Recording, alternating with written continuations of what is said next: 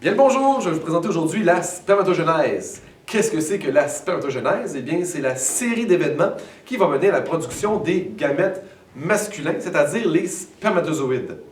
Donc, dans cette courte vidéo, je vais vous tenter de vous présenter en fait à quel endroit ça se déroule, à quel moment est-ce que ça se déroule et finalement comment est-ce que le tout se produit. Donc, je commence avec à quel endroit est-ce que ça se produit. Eh bien, évidemment, vous n'êtes pas sans savoir que ça se produit au niveau des testicules. Mais plus précisément, dans vos testicules, vous avez, messieurs, environ quelques centaines de tubes qui sont repliés sur eux-mêmes et qu'on appelle les tubules séminifères. C'est l'endroit exact dans les testicules où vont se produire donc la spermatogenèse. Donc si je vous décris un peu de quoi ça a l'air un tubule séminifère, ici j'en ai évidemment dessiné un en plus gros avec mes talents limités et je l'ai coupé transversalement. Donc, on trouve la lame basale. La lame basale, c'est une série de protéines et de glycoprotéines sur lesquelles vont se fixer des cellules, qui sont les cellules mères, notamment, qui sont les cellules également épithéliales. On retrouve également toute une série de cellules, dont les cellules en division, dont je vais vous reparler, c'est pas très long. Et finalement, on a la lumière en plein centre. La lumière, qu'est-ce que c'est? C'est la cavité du tubule séminifère.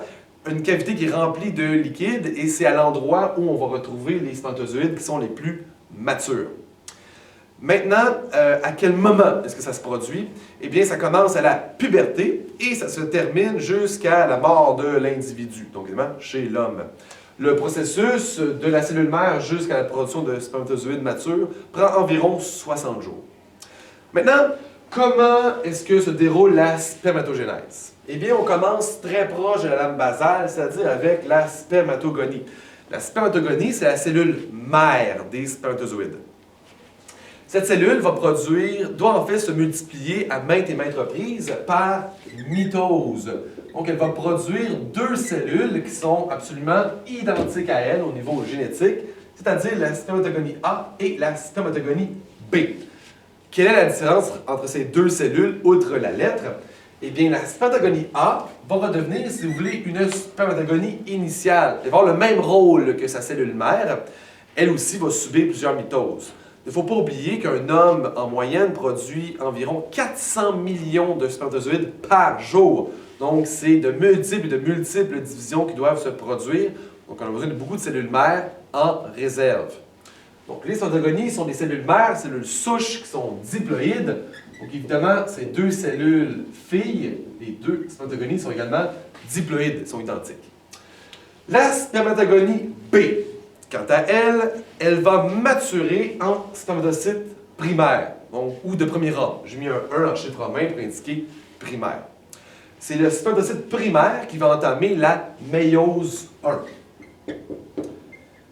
Suite à la méiose 1, on obtient deux cellules qui, elles, sont évidemment haploïdes et qui sont les spermatocytes secondaires.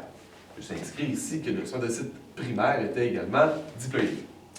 Donc, deux spermatocytes secondaires obtenus suite à la méiose 1.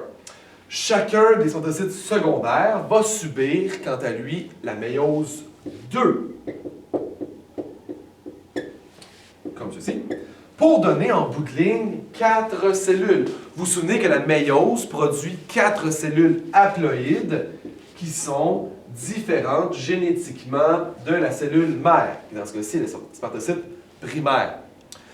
Elle est différente, entre autres, parce qu'elle n'a pas 46 chromosomes, mais bien 23. Mais n'oubliez pas aussi que lors de la prophase 1 de la méiose 1, il y a eu des engendements.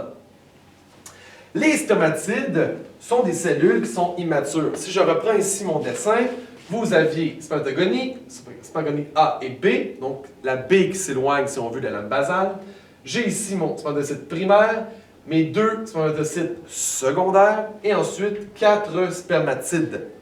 Les spermatides sont des toutes petites cellules. D'ailleurs, c'est pas parce que je suis mauvais en dessin qu'ils sont de plus en plus petits, c'est vraiment parce qu'elles ont de plus en plus un petit volume suite aux divisions.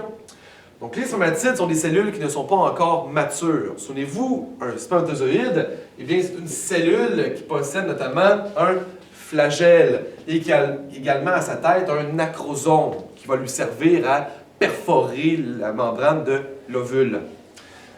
Eh bien, le spermatide n'a pas encore de flagelle. C'est lors d'une autre séquence d'événements qu'on appelle la spermiogenèse. En passant, genèse veut dire production.